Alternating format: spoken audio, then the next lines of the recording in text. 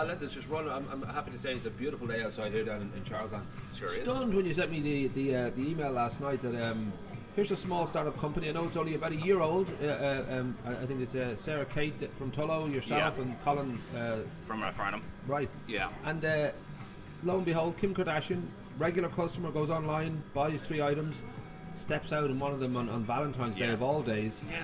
She's got her a Strata skirt, I think it is. Yeah, it was a 1980s Yeah. Escada, and it was a little bit more complicated than her just buying it. So Right. we were in touch with her stylist, and the stylist came and said Kim likes 50 of your pieces and she'd like to see them. So of course she's not going to buy 50 items. So we had to organise them to be shipped across Europe to LA for her to try on. And then she tried on all the pieces and then came back and she wanted 3 or 4, so she bought 3 or 4 and sent the rest back. And was that a first experience for you? Because I wouldn't even know where to begin if you're thinking I'm going to just ship out 50 of our items to somebody who may want to see them. That must have been. Is that the first time that's happened? No, it's not. We've dressed a load of celebrities. No one is as quite as influential as Kim Kardashian, but I mean, sort of Vogue Williams has bought stuff. Chloe Lloyd, Poppy Jamie, Ashley James. So a lot of the sort of bigger UK celebrities, and we would often lend pieces out to them or give them sort of a selection of 10 pieces. This is a bit more complicated because the boutique that it came from, or the boutique that she wanted the pieces from, were all European. So we had to get 5 boxes in 2 days across Europe to America, to LA, to the stylist to bring to her on one day, and if we missed the window, that was it. So we didn't, it all came together, and she tried on a lot of the pieces. I think she bought 4 and then sent the rest back, so we're still waiting to see if she emerges again with wearing any of the other pieces that she bought. Well, even though Sarah Kate is from Tullow, you still thought it was a good idea to go into business together, and this is about a year ago, so I'm just wondering, how does one even begin to step into what is a very, it can be a very kind of lucrative but very exclusive and very, I would say, competitive market? It's very tough. I mean, it was the company coming together was a complete fluke. It was myself and Colin had known each other for 25 years. We were in school together. And Colin had moved over to London and met Sarah through a mutual friend. Sarah is the sort of vintage heart and soul of the business. She knows everything about the actual vintage side.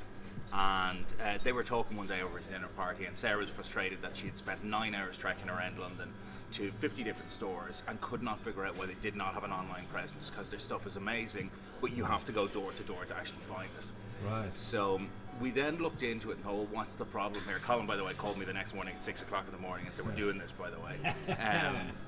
So we looked into it, and we thought there was 5 or 6 key problems in a small vintage boutique going to market in an international marketplace. And then to qualify our sort of thought process, we interviewed the top sort of 20 boutiques in London and found out that actually some of the problems we thought were real weren't, and that there was different problems. So we honed the idea and we came up with Open for Vintage. And it's essentially, it's a beautiful, cost-effective solution for a small boutique to allow them to sell their pieces to an international market, which they haven't had access to before. So and it's certainly, some of the stuff, I just had a quick look around your site, very, very beautiful. I know that the skirt that young Kim Kardashian wore was €408, but then you'll have like a Dolce & Gabbana tapestry vintage bag for $3,325. We have a Hermes a Himalayan white albino crocodile bag for $125,000. I have one of those at home, actually. I better keep it clean. You better keep an eye on it.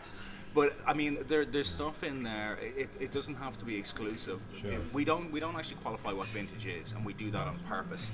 And that's not down to us. Like, vintage technically is something over 25 or 20 years old. Right. But it's consumer-led. Consumers are now not searching for a vintage Rolex anymore, a vintage Chanel, or they're not searching for pre-owned anymore. They're searching for vintage, meaning 2 or 3 years old. Right. So that's why we call everything vintage. Anything that's second-hand is considered vintage. But it doesn't have to be a label to be on our site. It just has to be of provenance. So you could get a beautiful 1920s sort of beaded bag for £80, in mint condition, which is stunning. Or you can pick up 145 grand, last year's Hermes Birkin bag, So we're not trying to exclude anybody. It's just things that have provenance, and some of them do tend to be expensive. So when you realised that that Kim had stepped out publicly with one of your with a skirt she'd bought from you guys, and I don't know how that day or how that sort of night impacted her when you found out exactly how you reacted. Well, after you pick yourself up from falling off your chair, first thing you do is get onto your tech guys and say there's going to be a big influx in traffic. We need to be ready for it, to get them to turn up the resources to make sure that we can take the influx of traffic. Right. Then we got together with our PR. We have a PR consultant working for us, Hannah, who's fantastic, and to find out what publications it's going to be going to, and making sure if the photos are going to different publications, that we get credited in them and there's backlinks to our site so people know that it's coming from our site. Right. And other than that, it's just about sort of managing the traffic, managing the uptake in orders, managing the customers, making sure that their inquiries are getting answered and they're getting what they want, and managing media inquiries and sort of fielding interviews, which is great. So you're talking about it's less than 7 days ago that this occurred. We're on the 20th now, 14th she stepped out, Valentine's Day. I mean, have you kind of recognised that? Well, obviously there's the interest in your in opening for vintage would be much bigger, but I don't know if you've noticed a spike or whether these things take a few weeks. No, it was a huge spike immediately. Right. So I mean, our traffic, our web traffic went up tenfold overnight. Our orders skyrocketed. Now, they will be short-lived, of course, because once something big like this happens, there's the hubbub around it and things spike. We just have to come up with the next thing to attract people back to the site and get them coming back. I think because we're such a unique business, I think if people just need to find out about us, that we're there, that these are the pieces that we're selling, and if they do, I think they'll come back time and time again. So. Michael D. Higgins would look great with a handbag. I tell you, we've some lovely tweed that Michael D. Higgins would look great in. So in the immediate future, then that sense of you're now in a different field, really. I mean, it must feel that way that you're now having to sort of adapt to a new reality, that you are on the radar for a lot more people than you ever were before. Yeah, which is great. Does that sort of give you a sense by the end of the year you'd hope to be at a certain point? Yeah, I mean, we would have targets. When we started, I mean, we've been around for a little over a year and a half, but the website's actually only been live for about 9 months, so we're still infantile. In our first sort of our year in business, we would have raised a small amount of money, about £250,000, just to get the site up, to get the site running. And we've recently just raised another seed round of £500,000.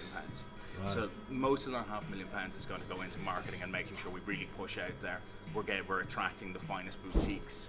We're very selective about the boutiques who come on board. They have to be people who have been in the market for years, who have depth of knowledge about the products. And hopefully we'll push forward from that, and by the end of the year we'll have grown enough that we'll be in a situation where we can go for a Series A funding round, and that would be bigger money and would allow us to really push out and do what we want to the site and make it sort of, there's lots of things we want to do, but money's always an issue. So well, we should wrap up by just sort of saying, we spoke before the cameras rolled, of just this new culture that is the endorsement is such a major part of advertising now for a lot of companies.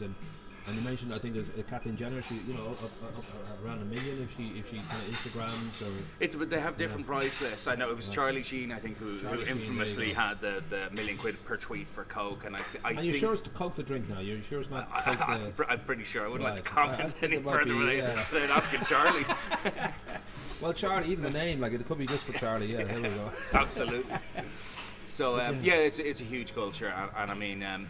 We try and sort of not sidestep it, because obviously things like that are not within our budget, but we do want to work with certain celebrities, and especially people who are known for individual style and vintage. One lady who's absolutely phenomenal in the UK is a woman called Pandora Sykes, who is the style editor in the Sunday Times. She's recently gone independent herself, and she has a massive following. She's bought a number of pieces from us, and we've sort of lent her pieces to be styled in. So it's really finding these really influential people in our market space who's going to push the company forward. So rock and roll, well done. It's an incredible achievement, and I think beginning of something major, I would imagine. Well, such was.